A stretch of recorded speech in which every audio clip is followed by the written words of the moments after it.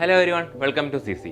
അപ്പോൾ ഇന്ത്യ ചരിത്രം എടുത്താലും കേരള ചരിത്രം എടുത്താലും യൂറോപ്യന്മാരുടെ ആഗമനം എന്നുള്ളത് ഒഴിച്ചുകൂടാനാവാത്ത ടോപ്പിക്കാണ്.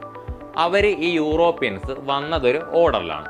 അതൊരു കോഡിലൂടെ പഠിച്ചാലോ? Come on everybody. ഓക്കെ, നമ്മുടെ കോഡ് എന്ന് പറയുന്നത് ഇതാണ്: please do eat dairy food. അതായത് please do eat dairy food. ഇനി നമുക്ക് അത് ഓരോന്നും എന്താണെന്ന് നോക്കാം. P for Portuguese. പോർച്ചുഗീസുകാരാണ് ആദ്യം വന്നത്. അവർക്ക് ശേഷം ആര് വന്നു? D for Dutch. ഇനി E for English. English people ആണ് ഇന്ത്യയിൽ മൂന്നാമതായിട്ട് വന്നത്. ഇനി ആരാണ്? ഡ ഫോർ ഡാനിഷ് പീപ്പിൾ അല്ലെങ്കിൽ ഡെൻമാർക്കുകാർ.